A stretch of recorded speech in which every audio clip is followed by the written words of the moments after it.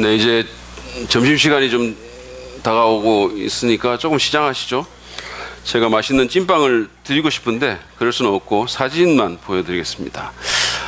우리가 잘 알고 있는 그 흰색 찐빵, 예, 이거 진짜 너무 막 웃고 싶지 않으세요? 근데 요즘은 이런 찐빵만 있는 게 아니라 오색 찐빵도 있어요. 색깔이 다양한 그런 예쁜 찐빵들, 너무 피자 찐빵이라는 것도 있고, 그 다음에 안흥에서 나온 흑미 찐빵이라는 것도 있는데 이거 되게 맛있게 보이지 않으세요? 그리고 그런가 하면 또 아이들을 위해서 다양한 그런 뭐 캐릭터를 새겨놓은 이런 찐빵도 있습니다.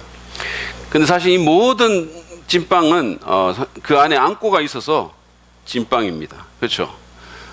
찐빵을 먹는 사람은 그 찐빵 안에 앙꼬가 있기를 기대하죠. 당연히 그래야 된다고 생각합니다. 그래서 그 겉모습도 겉모습이지만 앙꼬를 기대하면서 찐빵을 먹습니다. 그게 달콤하고 맛있어야 찐빵의 진가를 발휘하는 겁니다. 앙꼬는 찐빵의 본질입니다. 앙꼬가 빠진 찐빵, 앙꼬 없는 찐빵은 아무리 찐빵같이 생겨도 찐빵이 아닙니다. 그래서 우리는 본질이 빠진 무언가를 표현을 할 때 앙꼬 없는 찐빵 이런 표현을 쓰죠. 앙꼬 없는 찐빵은 겉모습은 그럴듯한 것 같지만 본질이 빠져 있는 것을 말할 때 그 말을 씁니다. 저는 오늘 우리 교회가 이제 이전을 앞두고 얼마 안 있으면 우리가 또 이전을 하게 될 텐데, 제가 계속 얘기를 하는 것은 혹시라도 또 이사가 와서 이쪽으로 올까봐 걱정이 돼가지고 하는데, 우리 이전합니다. 광고 잘 들으셔야 돼요. 근데 어쨌든 우리가 이전을 앞두고 저희가 준비해야 될 것들에 대해서 말씀을 지금 나누고 있어요. Are You Ready 시리즈가 바로 그 주제로 말씀을 풀어나가는 시간인데, 그 시리즈의 세 번째 시간에 앙꼬 만들기라는 제목으로 우리의 사랑에 대해서 좀 오늘 얘기를 해보려고 합니다. 사랑은 찐빵의 앙꼬처럼 교회의 본질입니다. 여러분, 사람들이 이렇게 기독교를 얘기할 때 기독교는 사랑의 종교다 이런 말을 하잖아요. 세상에 많은 종교들이 있는데 기독교는 사랑의 종교다 이런 말을 해요. 우리가 믿는 하나님을 묘사할 때 다른 어떤 것보다도 하나님은 사랑이시다 이렇게 말합니다. 그렇죠? 우리가 뭐 하나님은 정의이시다, 하나님은 정통이시다 이런 말은 안 하잖아요. 물론 하나님 정의이시고 하나님 정통이지만 그렇게는 얘기 안 하잖아요. 근데 하나님은 사랑이시다 이렇게 말을 합니다. 사실은 그 신은 인간을 너무 사랑해가지고 인간이 되셔서 인간의 땅에 죽으러 오신 거예요. 그래서 죽으셨습니다. 여러분, 이런 신이 세상에 어디 있습니까? 신이 자기의 신민을 위해서 목숨을 내놓는 그런 종교가 어디 있어요? 그런 신이 어디 있습니까? 그게 기독교입니다. 그래서 사람들은 교회에 올 때 사랑을 기대합니다. 기독교인의 모임 가운데 사랑이 있을 것을 예상합니다. 찐빵을 먹는 사람들이 앙꼬가 그 안에 있을 것을 예상하듯이 교회를 찾는 사람들은 교회 가운데 사랑이 있을 것을, 세상에서 잘 경험할 수 없는 좀 특별한 사랑이 그 안에 있을 것을 예상합니다. 저희가 이제 교회 이름을 개명을 했는데 그 개명할 때 한 10개 정도의 이 후보를 갖고 중심상가 거리에 나가서 지나가는 사람들한테 선호하는 이름에다가 스티커를 붙이라고 얘기를 했어요. 그래서 뽑힌 게 바로 이 사랑 빚는 교회라는 이름입니다. 그 외에도 다른 게 사실은 많았고 우리 교인들이 더 좋아했던 거는 있었어요. 근데 그거 안 뽑혔고 제가 밀었던 것도 있었는데 그것도 날라갔고 이게 된 겁니다. 이게 일반 사람들이 가장 좋아했던 이름이었어요. 이것은 사람들이 교회에 대해서 무엇을 원하고 기대하는지를 잘 보여주는 그런 하나의 에피소드라고 저는 생각합니다. 그래서 우리는 사랑에 대해서 준비되어야 합니다. 사랑 빚는 교회라는 이름을 보고 이제 사람들이 들어왔는데, 또 우리가 이전을 하면 우리 자체 건물도 있을 것이고 뭐 아주 간판도 두드러지게 잘 보일 것이고 예배당도 예쁘니까 독특하니까, 그러니까 사랑 빚는 그런 교회라는 이름 보고 들어왔는데 우리에게 사랑이 없다면 사람들이 어떤 느낌을 갖겠어요? 사기당했다는 그런 생각이 들지 않겠어요? 약간 그래도 여러분, 우리는 이름에 안전장치는 하나 있어요. 그게 빚는이라는 단어입니다. 사람들이 왜 사랑이 없냐, 부족하냐 그러면 지금 빚고 있다 이렇게 말하면 돼요. 그래서 우리는 사랑의 교회라든지 뭐 더 사랑의 교회라든지 사랑하는 교회라는 이름을 가진 교회보다 조금 위험 부담이 덜합니다. 그러나 그럼에도 불구하고 우리는 더 잘 사랑하는 사람들이 되도록 노력해야 돼요. 세상에서 이렇게 흔히 보는 그런 방식이 아닌 특별한 사랑이 그래도 조금이라도 맛보기라도 볼 수 있는 그런 교회가 될 수 있도록, 그런 사람들이 될 수 있도록 노력해야 됩니다. 여러분은 사랑을 잘 하는 사람이십니까? 제가 여러분 연애 잘하십니까? 이렇게 묻는 게 아니에요. 여러분 사랑을 잘하는 분들입니까? 이게 질문이 좀 어렵다는 생각이 혹시 드세요? 사실 사랑은 굉장히 많이 쓰는 단어지만 정의하기가 굉장히 힘든 단어이기도 해요. 여러분 누군가가 사랑을 정의해 보세요라고 하면 한마디로 이렇게 정의하기가 이렇게 쉽지 않아요. 사랑 그놈 뭐 정의하기 쉽지 않습니다. 근데 어떤 시인이 사랑에 대해서 돈과 시간을 쓰고 싶다면 사랑이 아닐까? 라는 이 아주 짧은 글을 자신의 SNS에 올려가지고 큰 공감을 받았다는 기사를 제가 이번 주에 읽었습니다. 촌철살인 같은 거예요. 굉장히 짧지만 어떻게 보면 그 사랑의 어떤 핵심을 잘 찝어낸 것 같다는 생각이 들었어요. 돈과 사랑을 쓰고 싶다면 사랑이 아닐까? 그러니까 하나님을 사랑하는 사람은 하나님을 위해서 돈과 시간을 쓰기를 원할 겁니다. 교회를 사랑하는 사람은 교회를 위해서 돈과 시간을 쓰기를 원할 겁니다. 다른 사람을 사랑하는 사람은 그 사람을 위해서 돈과 시간을 쓰기를 원할 것입니다. 여러분은 어떠세요? 여러분은 다른 사람들을 위해서 돈과 시간을 잘 쓰십니까? 아니면 모든 돈과 시간을 자기만을 위해서 또는 뭐 조금 더 넓혀서 자기 가족만을 위해서 쓰기를 좋아하십니까? 물론 이게 사랑의 모든 것을 커버하는 어떤 정의는 아닐 거예요. 우리는 뭐 이를테면 용납하는 거라든지 용서하는 거라든지 이런 것들이 그 안에 다 포함이 돼 있죠. 사실은 저는 우리 교회가 제가 뒤에 이렇게 서서 이렇게 우리 오늘 교회 예배당에 들어오시는 분들을 이렇게 봤는데 다들 너무 나이스하신 것 같고 뭐 실상은 제가 완전히 다 모르지만 다들 너무 나이스하신 것 같고 그리고 너무 정상적이세요. 여러분들이 옷도 그렇고 모든 것이. 근데 만약에 우리 안에 좀 이상한 사람이 들어오면 우리는 어떻게 반응할까요? 막 문신 새기고 혹시 그런 분 여기 계십니까? 문신 새기고 막 온몸이 문신 투성이고 아니면 머리가 막 남자인데 노란데 말총머리 하고 막 반바지 입고 스레퍼 끌고 그러고 만약에 그런 분들이 여기 들어온다면 저는 좀 들어왔으면 좋겠어요. 그게 우리한테 좀 도전이 될 것 같아요. 그런 분들이 좀 들어와가지고 과연 그런 분들을 품을 수 있고 그런 분들이 편할 수 있는 그 모습 그대로 편할 수 있는 내가 이 교회 와서 복장 바꿔야 되겠다 이런 생각을 안 할 수 있는 뭐 그게 꼭 좋다는 얘기는 아닙니다. 그런데 적어도 그런 태도가 우리 안에서 풍겨 나올 수 있는 그런 교회가 될 수 있을까요? 그런 사랑이, 그런 관용이, 그런 넉넉함이 우리한테 있을 수 있을까요? 아무튼 우리는 개인적으로든 교회 공동체적으로든 더 잘 사랑하는 사람이 될 수 있도록 준비해야만 합니다. 왜냐하면 거기에 우리의 건강과 우리의 행복과 우리의 영향력이 달려있기 때문입니다. 그래서 저는 오늘 요한복음 13장 34절 35절 말씀을 통해서 우리가 개인적으로 또 공동체적으로 더 잘 사랑하는 그런 사람들이 되기 위해서 필요한 세 가지 교훈을 여러분과 나누려고 합니다. 먼저 본문 말씀을 같이 한번 읽어보시죠. 짧은 구절이니까 같이 읽겠습니다. 시작. 이제 나는 너희에게 새 계명을 준다. 서로 사랑하여라. 내가 너희를 사랑한 것 같이 모든 사람이 그것으로서 너희가 내 제자인 줄을 알게 될 것이다. 아멘. 우리 주님이 하신 말씀입니다.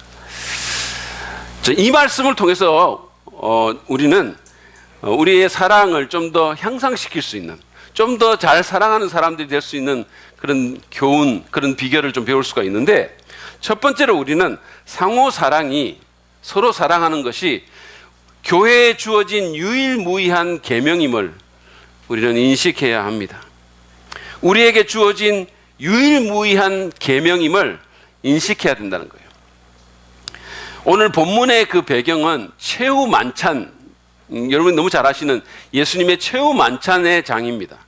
예수님은 거기서 무릎을 허리를 굽히시고 수건을 동여매시고 제자들의 발을 씻기셨어요. 그리고 유다의 배신과 내일이면 있게 될 당신의 죽음에 대해서 말씀을 하셨습니다. 그러다가 오늘 이 본문의 말씀을 하신 거예요.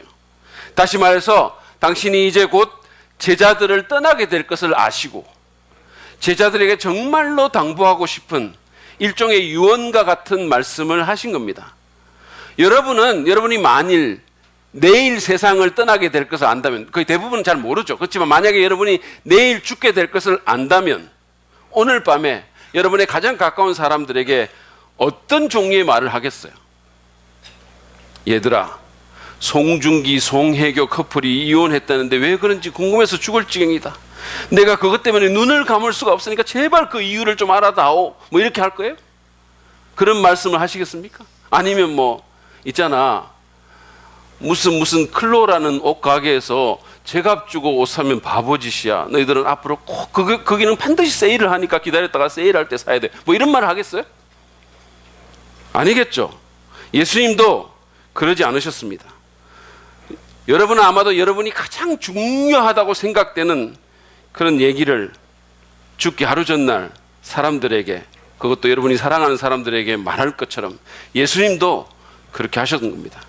심지어 그분은 이 말이 너무너무 중요하기 때문에 자신이 제자들에게 하는 그 말씀을 새 계명이라고까지 명명하셨어요. 여러분 34절 상반절을 보십시오. 이제 나는 너희에게 새 계명을 준다. 서로 사랑하여라. 이게 어떤 의미인지를 여러분 아시겠습니까?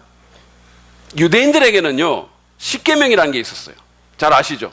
그러니까 엄청나게 중요한 계명들을 모아서 십계명이라고, 유대인들의 생활 강령입니다. 십계명을 주셨고 모든 유대인들은 그걸 알고 있었고 외우고 있었고 그것을 해보려고 노력을 했던 계명이 있었어요.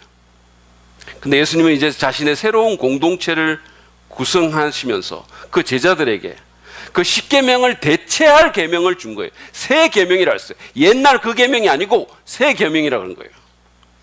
근데 특이하게도 이 새 계명은 옛날처럼 10개가 아니고 5개도 아니고 오직 하나였습니다. 그리고 그것은 서로 사랑하라는 계명이었었어요. 십계명이 이스라엘의 계명이었다면 이 서로 사랑하라는 이 계명은 교회의 계명인 것입니다. 예수님께서 이 짧은 한 계명만을 우리에게 주신 것은 이것이 다른 모든 것의 기초가 되기 때문이에요. 사도 바울이 말한 것처럼 다른 모든 것을 우리가 갖고 있다 하더라도, 엄청나게 모든 것을 잘한다 하더라도 만약에 사랑이 없다면 아무것도 아니라는 거예요. 우리가 하는 가장 놀라운 말도, 그것이 하나님에 대한 말이라 할지라도, 우리가 하는 가장 놀라운 말도 사랑이 없다면 소리나는 구리와 울리는 꽹과리가 된다 그랬습니다. 그리고 구제나 순교와 같은 우리의 가장 숭고한 행위조차도 사랑이 없다면 무가치한 퍼포먼스나 또는 자신의 의를 전시하는 그런 것에 불과할 것이기 때문에 주님께서는 우리에게 서로 사랑하라는 이 한 계명을 새 계명으로 주셨다는 거예요. 사실 사랑이 인간의 삶에 얼마나 중요한지는, 얼마나 본질적인지는 예수님을 믿지 않는 사람들도 잘 압니다. 소설가 최인호 씨는 사랑이야말로 인간의 상처를 치유할 유일한 빛이라고 말을 했어요. 그러면서 평생을 두고 추구할 테마가 사랑이다 이렇게 얘기했습니다. 그런가 하면 빅토르 위고는 레 미제라블이라는 소설에서 사랑이 세상을 구원한다라고 말을 했어요. 저는 최근 2주 동안에 사랑의 힘을 제 눈으로 직접 이렇게 봤어요. 여러분들이 알다시피 저희 아들이 이제 나름 고생을 하면서 힘들게 외국 생활을 하다가 7년 반 만에 이제 집에 온 거예요. 그리고 이제 내일 모레 또 가니까 자기 엄마의 마음이 얼마나 애틋했겠습니까? 그죠? 그러니까 보통 때 보기 힘든 여러 가지 일들이 우리 집에서 일어났어요. 여러 가지 일들이. 뭐 냉장고도 굉장히 풍성해졌고 하여튼. 근데 이제 이를테면 이런 겁니다. 저희 집사람은요, 다림질하는 걸 굉장히 좀 힘들어해요. 그래서 웬만하면 자기 옷도 잘 안 다려입고, 특별히 이 남자 긴팔 와이셔츠 다리는 걸 엄청 어려워해가지고 제가 부탁을 하면 여보 그거 좀 탁탁 틀어서 입으면 안 돼? 이렇게 얘기를 하는 사람이거든요. 그런데 지난 수요일인가 보니까 누가 부탁한 것도 아닌데 5개나 되는 하늘이 남방 셔츠를 기쁨으로 다리고 있는 모습을 제가 봤어요. 여러분, 그거야말로 탁탁 털어서 입으면 되는 거예요. 그 남방 셔츠. 그뿐만이 아닙니다. 아이가 더워한다고 밤새도록 에어컨을 켜는 사상 초유의 일이 벌어졌어요. 있을 수 없는 일이 생겼습니다. 아시는지 잘 모르지만 저희 집은 1년에 한 에어컨을 한 5번도 잘 안 트는 그런 집이에요. 하도 안 틀어가지고 작년에 고장이 나서, 그래서 그 부품을 구하려고 하니까 너무 오래돼서 부품이 없대요. 이런 집입니다. 그래서 어쩔 수 없이 이제 새로 하나 샀는데, 그런데 보통 손님이 와야 좀 켜거든요. 그래서 저는 여름에 손님이 오기를 기대합니다. 제발 좀 손님이 그런데 6월 말에 그것도 밤새도록 에어컨을 킨 겁니다. 여러분, 이거는 기적이에요. 이거는 있을 수 없는 일이, 사상 초유의 일이 벌어진 겁니다. 이게 다 사랑의 힘이에요. 이처럼 사랑이 우리 삶의 위대한 동력이고 모든 것의 기초가 되는 가장 근본적인 덕성이기 때문에, 그리고 사랑이 교회에 주어진 새 계명일 뿐만 아니라 유일무이한 계명이기 때문에, 그리고 예수님이 유언처럼 남긴 중요한 메시지이기 때문에 우리는 이 상호 사랑의 계명을 정말로 심각하게 생각할 필요가 있습니다. 그래서 다른 어떤 것보다 사랑을 배우고 더 사랑하기 위해서 사랑을 실천하는 일에 더 많은 관심과 노력을 기울여야 합니다. 다른 어떤 것보다도 서로 사랑하는 사람들이 되기 위해서 우리는 고민하고 기도해야 할 필요가 있는 겁니다. 근데 안타깝게도 저를 봐도 그렇고 우리의 실상은 그렇지 않을 때가 너무 많아요. 우리는 각종 무슨 교회 모임에 참석하는 거, 또는 무슨 성가대 찬양팀 이런 사역하는 거, 교리 논쟁하는 거, 지식 추구하는 거, 이런 것에 너무 신경을 많이 쓰다 보니까, 그런데 초점을 맞추면서 이 계명에는 거의 신경을 잘 안 쓰는 경향이 있습니다. 내 안에 사랑이 없고 다른 사람에 대해서 굉장히 차가운 마음을 갖고 있으면서도, 별 관심이 없으면서도, 심지어 내가 싫어하는 사람에 대해서는 막 미워하는 마음이 들면서도 별다른 문제의식을 못 느끼는 거예요. 별다른 문제의식을 못 느낍니다. 그리고 지나갈 때가 너무 많습니다. 저만 하더라도 얼마나 성도들을 사랑하는가라는 것보다는 얼마나 설교를 잘하는가에 제 마음이 가 있을 때가 솔직히 더 많아요. 이찬수 목사님은 에클레시아라는 자신의 책에서 교리보다 사랑이 더 중요하다면서 이런 말을 했습니다. 들어보세요. 교리도 필요하다, 배워야 한다, 역사도 알아야 한다. 그러나 무엇보다도 중요한 것은 그렇게 배운 교리와 역사가 실제 삶 속에서 사랑과 용서로 녹아나야 한다는 것이다. 교회는 사람을 사랑하는 곳이다, 베푸는 곳이다, 용서하는 곳이다, 용납하는 곳이다. 이런 맥락에서 교회는 논리도 필요하고 이론도 필요하지만 이 모든 것을 아우르는 가장 상위에 사랑이 있어야 한다. 다른 것도 필요합니다. 교리도 필요합니다. 논리도 필요합니다.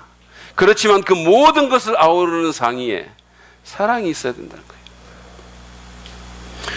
그래서 우리의 개인적인 삶이나 가정이나 교회 공동체 다 마찬가지라고 저는 생각합니다. 여러분, 우리는 주님이 우리에게, 우리 교회에 상호 사랑을 새 계명으로 주셨음을 깊이 인식하고 다른 어떤 것보다도 서로 사랑하는 사람들이 되려고, 더 많이 사랑할 수 있는 사람이 되려고 노력해야 할 필요가 있습니다. 거기에 더 많은 관심을 기울일 필요가 있는 거예요. 제가 이렇게 생각을 해보니까 다른 것들은 우리가 조금 잘못하면 이렇게 약간 그게 이렇게 좀 막 금방 좀 알게 되고, 아, 내가 잘못했구나 이런 생각을 하게 되고, 때로는 마음에 찔림도 받는데, 사랑을 좀 안 한 것에 대해서는 별다른 문제의식 없이 넘어가는 게 너무 많은 거예요. 사역을 왜 합니까? 사랑하기 위해서 사역하는 건데. 근데 사랑 없이 사역하면서도 그게 아무런 문제가 없는다는 듯이 그렇게 갈 때가 너무 많은 것을 발견하게 됩니다. 여러분, 한번 생각해 보십시오. 만약에 예수님께서 오늘 우리 교회에 오셔가지고 우리 교회를 이렇게 돌려보신다면 그분이 무엇을 가장 주의 깊게 보실까요? 만약에 그분이 이 자리에 서서 무언가 한마디를 하신다면 그분이 우리에게 무슨 말씀을 하실까요? 아마도 당신께서 십자가에 죽기 전날 밤 제자들에게 하셨던 그 말씀을 우리에게 하시지 않겠어요? 여러분, 다른 게 아무리 좋다 하더라도, 우리 교회가 다른 거 아무리 잘한다 하더라도 서로 사랑하는 그 사랑이 없으면 그러면 실망하지 않겠습니까? 저희 신학교 이렇게 학생들 중에 보면요, 3년 동안 기숙사에 머물면서 열심히 공부를 하는데 설교나 신학 이런 거는 잘 안 늘면서 그런 거는 별로 변화가 없는데 축구 실력은 엄청 느는 학생들이 있어요. 그 교회 담임 목사가 그걸 기뻐하겠습니까? 제가 지금 우리 정동명 간사에 대해서 말하는 게 아니에요. 근데 그분도 축구 실력이 늘긴 늘었어요. 그래서 다른 것도 늘은 것 같아요. 여러분 기억하시기 바랍니다. 서로 사랑하는 것이 예수님의 가장 큰 관심사입니다. 그분이 교회에 주신 유일무이한 계명입니다. 그 사실을 우리가 새롭게 깨닫고 깊이 인식할 때 우리는 최소한 서로 사랑하려고 정말 노력하게 될 것입니다. 최소한 고민하게 될 것입니다. 그리고 이 부분에 대한 주님의 도우심을 구하게 될 것입니다.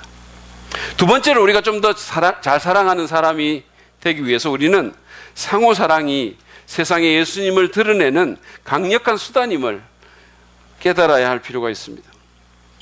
우리가 서로 사랑하는 것이 세상에 예수님을 드러내는 수단이라는 거예요. 우리 이 영적인 영향력을 흘려보내는 그런 채널이 될 수 있다는 겁니다. 예수님은 35절에서 이런 말씀하셨어요. 너희가 서로 사랑하면 모든 사람이 그것으로서 너희가 내 제자인 줄 알게 될 것이다. 어쩌면 오늘날 세상이 안티 기독교로 돌아서고 교회를 막 예수님과 별 상관없이 생각하는 것은 이것에 우리가 실패했기 때문이 아닐까요? 우리가 서로 사랑하면 모든 사람들이 그것을 보고 우리가 십자가 사랑으로 인류를 변화시킨 예수님을 따르는 사람들임을 인정하게 될 것이라고 말씀하셨습니다. 예수님이 우리에게 너희가 지식을 많이 쌓으면, 너희가 신학적인 논증을 잘하면, 또는 전도나 설교를 잘하면, 또는 교회 시설을 멋지게 꾸며놓으면, 또는 정의를 위해서 싸우면, 그러면 사람들이 너희가 내 제자인 줄 알게 될 거라고 그렇게 말씀하신 거 아닙니다. 너희가 서로 사랑한다면, 너희가 자기만 생각하지 않고 서로 좀 돌아보고 서로에게 관심을 가지고 서로의 필요를 채우고 좀 이상한 사람이 오더라도 용납하고 내 스타일이 아닌 사람도 좀 품을 줄 알고 기분 나쁜 일이 있어도 좀 누를 줄 알고 그러고 용서할 수 있다면, 그렇다면 사람들이 너희를 참 그리스도인으로 제대로 된 교회로 인정하게 될 거라고 말씀하신 겁니다. 여러분, 우리 교회를 포함해서 오늘날 많은 교회들이 전도하려고 애를 씁니다. 전도하기 힘든 시절이잖아요. 그러니까 전도하려고 여러 가지 아이디어를 막 이렇게 생각해냅니다. 어떤 교회는요, 성도들이 이웃을 교회로 초청하게 하고 온 사람에게 뷔페나 비장원 사용권을 줍니다. 그리고 그들을 초청한 성도로 하여금 그 온 사람 수대로 대금을 계산하게 한다는 거예요. 그러니까 이를테면 내가 5명을 초청했으면 그 사람들한테 미장원이나 무슨 식당 사용권을 주고 그 초청한 사람이 그 돈을 내게 한다는 거예요. 제가 이걸 읽으면서 이 교회 희한하다. 이러면 전도 더 안 할 텐데? 왜냐하면 자기 전도하는 것도 힘든데 돈까지 내야 되니까. 근데 그 교회는 희한하게 그게 되는가 봐요. 그러니까 이런 방법을 쓰는 교회도 있고, 어떤 교회는 천막 치고 지나가는 사람한테 파전을 구워서 주기도 합니다. 지금 저희 교회는 이제 송정지구 이사갈 지역에 가서 지나가는 사람들에게 이제 그 물티슈를 주는데, 이거예요. 여기 바로 이겁니다. 근데 여기 보면 덜 종교적인, 더 예수 닮은 사랑 믿는 교회 8월에 만날게요 이렇게 써져 있어요. 그리고 우리 교회 건물이 여기 나와 있습니다. 사람들한테 이거 주는 거예요. 그럼 이 사람들이 보고 덜 종교적인, 더 예수 닮은? 좀 괜찮네? 뭐 이런 생각이 들 수도 있어요. 그런데 이름 보고 사랑 믿는 교회네? 이러는 거예요. 자, 이제 8월에 만날 텐데 어쨌든 우리는 이렇게 물티슈도 나눠줍니다. 예전에 사실은 삼성 레미안이 이건 이제 새로 들어왔을 때 저희 교회가 어떻게 했냐면 그 아파트 거의 모든 집에 이렇게 그 쓰레기 봉투를 잘 포장을 해가지고 교회 안내지하고 이렇게 붙여놓고 왔던 적도 있었어요. 불행하게도 그것 때문에 교회 온 사람은 한 명도 없는 걸로 제가 알고 있지만 어쨌든 우리는 열심히 노력했어요. 근데 여러분, 그 모든 것보다 더 확실한 방법은 우리가 먼저 우리 안에서 예수님의 사랑으로 사랑하는 겁니다. 그것은 세상의 호기심을 자극할 것이고 그들의 관심을 끌게 될 것이고 우리가 신봉하는 믿음이 진짜임을 나타내 줄 것이기 때문입니다. 그리고 그것은 많은 사람들이 오늘날 갈망하는 진정한 사랑에 대한 대답을 제공해 줄 것이기 때문입니다. 존 맥스웰이 쓴 이 관계의 기술이라는 책이 있습니다. 저희가 이제 이번 양육반에서 읽었는데 여러분 좀 오래된 책이긴 하지만 어쨌든 관계라든지 아니면 리더십이라든지 이런 부분에서 좀 공부하기를 원하는 분은 아주 부담 없이 편하게 읽을 수 있는 책이에요. 근데 이 책에 보면 해밍웨이가 쓴 세상의 수도라는 짧은 글의 내용이 나와요. 근데 그 책은, 그 해밍웨이의 그 책은 스페인에 사는 어느 아버지와 10대 아들에 대한 얘기입니다. 근데 그들의 관계가 뒤틀려 가지고 아들이 마침내 집을 나가버렸어요. 아버지는 막 그 나가버린 아들을 찾기 위해서 너무너무 애를 쓰고 노력하다가 마지막으로 마드리드의 신문사에 광고를 내기로 결심을 합니다. 광고 문안이 다음과 같았어요. 사랑하는 파코에게, 파코가 자기 아들 이름이에요. 사랑하는 파코에게 내일 정오에 마드리드 신문사 정문에서 만나자. 나는 너를 사랑한단다.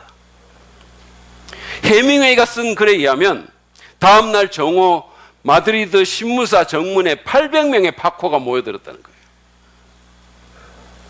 스페인 전역에서. 여러분, 모두가 사랑받고 용납되기를 원하는 사람들이었어요. 세상에는 수많은 파코들이 있습니다. 우리는 그들에게 사랑을 보여주고 또 나눠줄 수 있어야 합니다. 사람들이 우리 교회에 와서 그들이 바라는 그런 사랑을 볼 수 있을까요? 그런 사랑을 찾을 수 있을까요?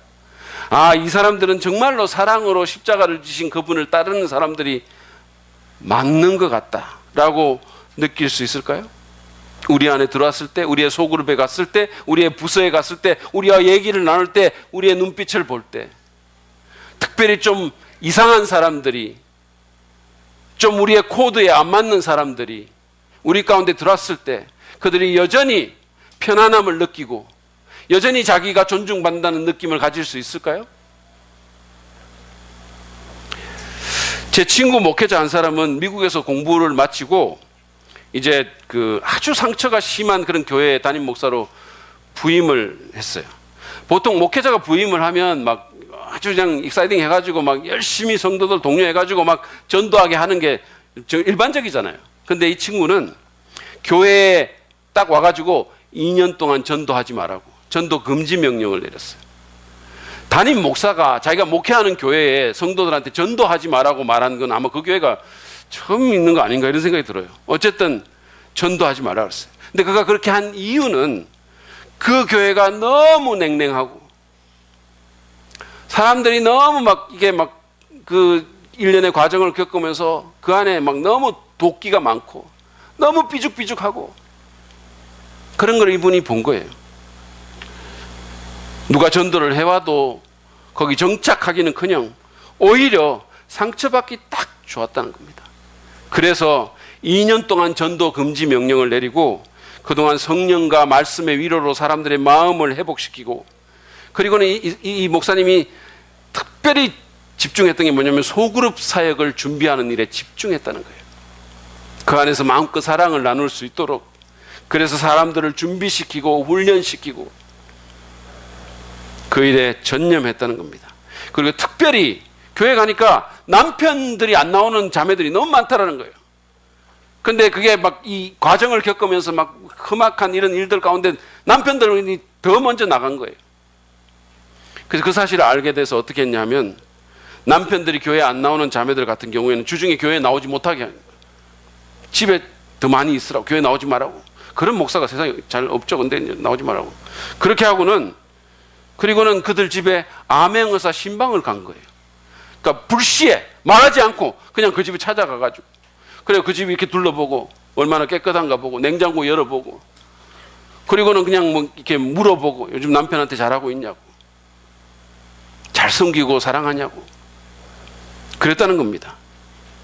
남편을 교회에 나오게 하는 가장 강력한 무기는 현란한 말이나 또는 무슨 종교적인 열심에 있는 게 아니라 사랑임을 그가 알았기 때문이에요. 그래서 굉장히 많이 회복이 됐어요. 많은 남편들이 다시 나오기 시작했어요. 여러분, 예수님은 우리의 서로 사랑이 사람들로 하여금 우리를 다시 보게 하는 수단이 될 거라고 말씀하셨어요. 사람들로 하여금 우리가 하는 말에 귀를 기울이게 만들 거라고 그렇게 말씀하신 거예요. 좋은 말인데, 복음은 너무너무 좋은 건데 우리 때문에 사람들이 그 말을 안 듣는 거예요. 그 말의 무게가 전달이 안 되는 거예요. 그래서 존경받는 기독교 사상가인 프랜시스 셰이프는 이 구절을 근거로 해서 사랑은 최종적인 변증이다라는 유명한 말을 남겼어요. 사랑은 최종적인, the final apologetics, 사랑은 최종적인 변증이다. 어떤 치밀한 논증보다 우리의 사랑이 기독교가 참 진리임을 증명하는 그런 궁극적인 변증이라는 거예요. 이제 한번 질문해 봅시다. 우리가 송정지구에 가서 새로운 사람들이 들어오면 그들은 우리에게서 무엇을 볼 수 있을까요? 그들은 그들이 그토록 바라는 그 사랑을 우리에게서 찾을 수 있을까요? 사랑이 그들을 주님에게로 또 교회 가운데로 더 가까이 이끌 수 있을까요? 그게 해답인 거예요. 그게 우리가 고민해야 될 문제인 거예요. 얼마 전에 이제 양육반에서 한 자매가 자기가 우리 교회에 정착하고 믿음이 성장한 요인에 대해서 말을 한 적이 있어요. 저는 내심 목사님 설교 때문이죠 라고 말할 줄 알았어요. 그러기를 바랬어요. 근데 그 자매는 목장 때문이었다고 말을 했습니다. 특별히 자기 목자님이 자기 어린아이를 정성껏 잘 봐줘서 예배도 드릴 수 있었고 말씀도 들을 수 있어서 좋았다고 그렇게 말을 했어요. 뒤에 말씀 부분이 나와가지고 조금 그 섭섭함이 감해졌어요. 근데 그 남편은 작년에 양육반을 했는데 이 형제는 윤석호 목사님하고 목장 식구들이 너무 잘해줘가지고 그래서 혹시 이분들이 교회에서 인센티브를 받는 건 아닌가 이렇게 생각을 했다는 거예요. 자기는 그런 대접을 잘 모르는 사람한테 한 번도 받아본 적이 없었대요. 근데 교회 가니까 잘 알지도 못하는 사람들이 너무 잘해주더라는 거야. 그래서 속으로 그런 생각을 했대요. 아, 이거 교회에서 인센티브 주나? 제가 그 말을 듣고 참 마음이 너무 좋았어요. 여러분 기억하십시오. 서로 사랑하는 것이 가장 강력한 변증입니다. 그리고 돈 안 줘요, 우리. 인센티브 안 줍니다. 그냥 사랑하시는 거예요. 사랑이 사람들로 하여금 우리에게서 예수님을 보게 만들 것입니다. 그것이 그들을 교회에 다시 오게 할 것입니다. 결국은 주님께로 인도하게 될 것입니다. 그 사랑이 우리를 통해서 예수님의 아름다움을 세상에 드러내게 될 것이고 우리의 가정과 회사는 물론 세상에 참된 영향력을 끼치는 교회가 되도록 도와주게 될 것입니다. 마지막으로 더 잘 사랑하는 개인과 교회가 되기 위해서 우리는 오늘 이 말씀을 통해서 예수님의 사랑을 먼저 경험해야 함을 배우게 됩니다. 우리가 남을 사랑하기 전에 예수님의 사랑을 먼저 경험해야 된다는 거예요. 여기서 저희가 주목하고 싶은 말씀은 예수님께서 34절 후반절에서 하신 말씀이에요. 보세요. 내가 너희를 사랑한 것 같이 너희도 서로 사랑하여라. 내가 너희를 사랑한 것 같이 너희도 서로 사랑하여라. 이 말씀은 우리가 사랑할 때 예수님의 사랑을 모델 삼아서 사랑하라는 그런 의미도 있습니다. 말하자면 예수님이 우리를 위해서 해주신 사랑들 있잖아요. 세상에서 흔히 보는 그런 사랑이 아니라 예수님이 우리에게 하신 사랑, 자신의 모든 것을 내어주시고 자격도 안 된 우리를 위해서 희생하신 그 사랑, 죄인인 우리를 용납하고 정말 너무 이상한 사람들인 우리를 주님이 받아주시고 용서해 주신 그 사랑, 그리고 우리의 부족함을 인내하고 끝까지 포기하지 않고 헌신하는 그 사랑과 같은 그런 사랑을 하라는 의미가 이 문구 가운데는 들어있습니다. 그러나 동시에 이 말씀은 우리가 주님이 원하시는 수준으로 사랑하기 위해서는 예수님께서 우리를 사랑해 주신 그 사랑을 먼저 받아야 함을 함의하고 있는 거예요. 내가 너희를 사랑한 것 같이 이렇게 얘기했어요. 그 말은 그 사랑을 먼저 받아야 된다는 거예요. 우리의 서로 사랑은 예수님의 우리를 향한 사랑을 전제하고 있다라는 겁니다. 여러분, 우리는 내가 받아보지 못한 것, 내게 없는 것을 줄 수가 없어요. 그렇죠? 내게 돈이 없는데 어떻게 그 돈을 남한테 줍니까? 내게 지식이 없는데 어떻게 그 지식을 남한테 줍니까? 여러분, 제가 이렇게 안에 아무것도 안 들어있으면 이 매주 어떻게 이렇게 설교를 하겠어요? 제가 청년 때 이제 예수 믿고 금방 믿고 열정이 불타던 때 그 일입니다. 제가 이렇게 성경 얘기를 재밌게 한다는 소문이 좀 퍼졌어요. 복음도 너무 재밌게 말하고 막 이런 게 들어가지고 이게 그 당시에 저보다 어린 대학생 한 그룹이 저한테 성경 공부를 해달라고 부탁을 했어요. 그러니까 저는 모르는 사람들인데 어떻게 그렇게 됐는지 하여튼 거기서 와가지고 저보고 그냥 일반 그냥 청년한테 성경 공부 시켜달라고 저한테 이게 부탁이 들어. 여러분, 제가 그런 사람입니다. 그 당시에 제가 청년부 회장 2번이나 했던 사람이에요. 아이 참나. 아멘도 아무도 안 하시고. 제가 근데 한 3, 4개월 정도 이걸 했던 것 같은데 매주 한 번씩 제가 그걸 가르쳤어요. 근데 그게 상당히 멀었거든요. 제가 지금 이렇게 생각해 보면 제가 참 좀 기특하다는 느낌이 들어요. 왜냐하면 이게 그냥 무슨 누가 돈 주는 것도 아니고 제가 제 돈 들여가지고 그 먼 길을 가가지고 그 준비해가지고 가서 그 아이들 가르치는데 누가 알아주는 것도 아니고 교회가 알아주는 것도 아니고 교회하고 상관도 없고 그냥 한 거예요. 3, 4개월을 했는데 처음에는 아주 좋았습니다. 그냥 이 학생들 눈이 파짝파짝 그랬어요. 굉장히 좋았어요. 근데 갈수록 아이들의 눈빛이 흐려지고 그 인상이 안 좋아졌어요. 저도 너무 힘들고 너무 괴로웠어요. 그러다가 한 녀석이 마침내 입을 열었습니다. 좀 새로운 거에 대해서 말하면 안 됩니까? 이렇게 얘기하는 거예요. 그러니까 제가 이게 미천이 떨어져 가지고 제가 자꾸 하다 보니까 늘 비싼 말을 자꾸 했던 거예요. 그래서 저는 자비로 가르치던 성경 공부 교사직에서 해고됐습니다. 제명이 됐어요. 사랑도 마찬가지입니다. 여러분, 없는 거를 어떻게 줍니까? 내게 없는데. 한국 전쟁 때 북에서 피난한 그 한 사람의 얘기인데, 이 사람이 가족과 완전히 헤어져 가지고 진짜 어린 나이에 혼자서 그냥 혈혈단신이 된 거예요. 피난 와서. 그래서 혼자서 죽도록 고생하면서 자수성가했습니다. 독한 마음 먹고 그냥 죽을 판 살판 이래 가지고 재산을 일구고 결혼도 했어요. 그런 가운데 이 사람은 정말로 피도 눈물도 없는 그런 사람으로 점점 되어갔어요. 결혼해서 아들을 낳았는데 전혀 사랑을 표현하지 않고 칭찬 한 번 하지 않고 얼굴 표정은 차갑게 이루 말할 수 없고 너무 엄격하게 아이를 대한 겁니다.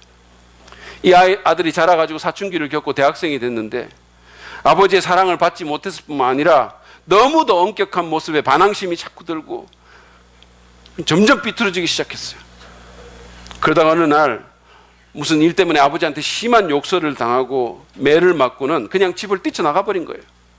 그리고는 그냥 혼자서 알바하면서 막 전전하다가 어느 전도사님을 만났는데 아무 상관도 없는 그 전도사님이 자기 집에 오라고 같이 있자고 그러면서 그 아이를 데리고 가가지고 그리고는 너무 잘해준 거예요. 큰 형님처럼 삼촌처럼 자기가 한 번도 받아보지 못한 그런 사랑을 한 겁니다. 그러니까 그것 때문에 너무 사랑의 충격을 받은 거죠. 말하자면 마음이 열리게 되고 복음을 받아들이게 되고 예수 믿게 됐어요. 그리고는 이제 얼마의 시간이 지나면서 뭐 자기 얘기도 하고 뭐 이런 과정 가운데 이제 그 모든 사정을 알게 된 전도사님이 신신당부를 해가지고 이제 강국하게 권유를 해가지고 집으로 돌아갔어요. 집에 돌아가서 아버지를 만났는데 갑자기 막 불쌍한 마음이 드는 거예요. 그 아버지에 대해서. 그 눈물이 막 왈칵 쏟아졌어요. 그래서 아버지를 와락 안으면서 아버지 죄송해요. 그동안 아버지가 너무 무서웠어요. 그렇지만 아버지 사랑합니다. 그러면서 막 대성통곡을 한 거예요. 아버지 안고. 그 아버지가 이 상황을 너무 어색해 하시는 아들은 막 안고 막 울고 난리를 치는데 아버지는 막 너무 이게 어색해가지고 막 이러면서 어떻게든 그냥 아들을 떼내려고 애를 쓰면서 떼를 내고는 그러고는 한숨을 푹푹 쉬면서 혼잣말처럼 이렇게 말했대요. 사랑을 받아봤어야 하지. 사랑을 받아봤어야 하지. 여러분, 사랑도 받아야 되는 거예요. 내 안에 들어와야 되는 거예요. 그래서 오늘 본문을 기록한 요한은 자신의 첫 번째 서신인 요한일서 3장 16절에서 형제 자매에 대한 우리의 사랑에 대해 말하기 전에 주님의 우리에 대한 사랑에 대해서 먼저 말을 했던 겁니다. 여러분 한번 보시죠. 그리스도께서 우리를 위하여 자기 목숨을 버리셨습니다. 이것으로 우리가 사랑을 알게 되었습니다. 그러므로 우리도 형제 자매를 위하여 목숨을 버리는 것이 마땅합니다. 우리가 사랑을 알게 된 것은 이게 진짜 사랑이구나, 이게 진짜 사랑이구나라고 우리가 알게 된 것은 우리를 위하여 목숨을 버리신 주님의 사랑 때문이라는 거예요. 그전에는 사랑을 몰랐는데 그냥 동물처럼 본능에 의해서만 그냥 사랑할 수밖에 몰랐는데 이것 때문에 진짜 사랑이 뭔지를 알게 됐다는 거예요. 그리고 그 사랑 때문에 우리도 형제 자매를 사랑할 수 있어야 되고 또 사랑하는 것이 마땅하다는 겁니다. 요한일서 4장 10절 11절도 비슷한 얘기를 합니다. 보세요. 사랑은 이 사실에 있으니 곧 우리가 하나님을 사랑한 것이 아니라 하나님이 우리를 사랑하셔서 자기 아들을 보내어 우리의 죄를 위하여 화목 제물이 되게 하신 것입니다. 사랑하는 여러분, 하나님께서 이렇게까지 우리를 사랑하셨으니 우리도 서로 사랑해야 합니다. 하나님의 사랑이 먼저라는 겁니다. 그러므로 우리도 먼저 주 예수 그리스도의 사랑을 경험해야 합니다. 십자가에서 우리 같은 보잘것없는 자를 위해 그 고귀한 몸을 찢으시고 그 보혈을 흘리신 그 사랑을 우리가 먼저 받아들여야 된다는 거예요. 우리 가운데 아직 한 번도 이 사랑을 진심으로 받아들인 적이 없으신 분이 있다면 오늘 마음을 열고 당신을 너무나 사랑하셔서 십자가에서 당신의 죄를 지고 대신 죽으신 예수님의 그 사랑을 믿음으로 받아들이시기 바랍니다. 그래야 내 본성을 넘어선 참된 사랑이 가능해지게 됩니다. 좀 이상한 사람, 좀 사랑할 수 힘든 사람, 이런 사람도 사랑할 수 있는 가능성이 여기서 생기게 된다는 거예요. 용납하고 용서하고 희생하고 헌신하는 사랑을 그때야 비로소 할 수 있다는 겁니다. 우리 안에 이런 동기가 부여되는 거예요. 하나님께서 나 같은 것도 사랑해 주셨는데, 하나님이 보시기에 말도 안 되는 인간인 나 같은 것도 받아주시고 사랑해 주시고 모든 것을 다 하시면서 그 끔찍한 죄들을 다 용서해 주셨는데 나도 그래야 되지 않을까? 라는 생각이 들기 시작한다는 거예요. 그제서야. 이미 예수님 믿는 분들도 계속해서 주님과 교제하면서 성령께서 우리에게 부어주시는 그 사랑을 날마다 경험해야 합니다. 여러분, 기독교인이 마음에 주님의 사랑이 없어지고 그 은혜가 사라지는 것만큼 비참한 일은 없는 거예요. 껍데기만 남는 거예요. 그냥 종교인 되는 겁니다. 그래서 우리는 그 사랑 때문에 몸부림을 쳐야 돼요. 주님 앞에 나가야 되는 겁니다. 성령 충만하게 하셔서 내 마음을 하늘의 사랑으로 채워달라고. 왜냐하면 내 안에 사랑이 없으니까. 말씀과 기도와 찬양을 통해서 그 사랑의 음성을 듣고 삶 가운데서 성령 충만함으로 그 사랑을 누려야 됩니다. 그래서 내 안에 그게 차야 흘러나갈 수 있는 거예요. 그럴 때 우리는 예수님이 우리를 사랑하신 것 같이 서로를 사랑할 수 있게 될 것입니다. 그럴 때 우리는 제대로 사랑하는 교회와 개인이 될 수 있을 것입니다. 그럴 때 우리는 진짜 명실상부한 사랑 빚는 교회가 될 수 있을 것입니다. 우리는 오늘 교회의 본질, 마치 찐빵의 안고 같은 서로 사랑에 대해 생각해 봤습니다. 우리는 어떻게 더 잘 사랑하는 교회와 그리스도인 그리고 사람들이 될 수 있을까요? 멋진 겉모습만 자랑하는 게 아니라, 그것뿐만 아니라 우리 안에 정말로 달콤하고 정말로 맛있는 사랑의 안고를 만들어갈 수 있을까요? 어떻게 하면? 우리는 상호 사랑이 우리에게 주어진 유일무이한 계명임을 인식해야 하고, 그것이 세상에 예수님을 드러내는 강력한 수단임을 깨달아야 될 뿐만 아니라 먼저 예수님의 사랑을 우리 삶 가운데서 날마다 경험해야 합니다. 그게 주님께서 우리에게 가르쳐 주신 교훈이에요. 제가 말씀을 마무리하면서 제가 좋아하는 고백이라는 짧은 시 한 편을 여러분에게 알려드리려고 합니다. 여러분 중에 아마 이 시를 아는 분도 있을 거예요. 이겁니다. 향나무처럼 사랑할 수는 없었습니다. 제 몸을 찍어 넘기는 도끼날에 향을 흠뻑 묻혀주는 향나무처럼 그렇게 막무가내로 사랑할 수 없었습니다. 여러분, 여기서 이 시인은 사랑에 대한 고민을 하고 있는 거예요. 제 몸을 찍어 넘기는 도끼날에, 보통은 제 몸을 찍어 넘기는 도끼날에 우리가 독을 흠뻑 묻혀주죠. 그게 정상이죠. 근데 제 몸을 찍어 넘기는 도끼날에 흠뻑 향을 묻혀주는 향나무 같은 사랑을 할 수 없어서 마음 아파하고 있는 거예요. 우리도 다른 어떤 것보다도 이렇게 사랑에 대한 고민을 해야 할 줄 압니다. 왜냐하면 그게 우리에게 주어진 가장 중요하고 새로운 계명이기 때문이에요. 그리고 향나무 같은 사랑을 하신 유일하신 분, 가장 완벽하게 하신 유일하신 분, 그 사랑의 원조 되신 예수님께 나아가야 합니다. 성령으로 그분의 사랑을 부어달라고, 내 마음을 촉촉하게 해달라고, 내 마음을 적셔달라고, 부어달라고, 그 사랑을 경험하게 해달라고, 그래서 그 사랑으로 사랑하고 싶다고 기도해야 합니다. 그렇게 사랑하려고 몸부림칠 때 우리는 문자 그대로 사랑의 사람들이 되고, 사랑 때문에 십자가를 지신 분을 따르는 사람들이 될 수 있을 것입니다. 사람들이 그렇게 우리를 인정해 주게 될 것입니다. 우리를 통해서 예수님의 영광과 아름다움이 드러나게 될 것입니다. 많은 사람들이 그것 때문에 주님의 사랑을 알 수 있게 될 것이고, 눈으로 볼 수 있게 될 것이고, 느낄 수 있게 될 것입니다. 그리고 우리의 삶도 풍성하게 행복하게 변하게 될 것입니다. 그런 축복이 우리 모두에게 함께하기를 간절히 바랍니다.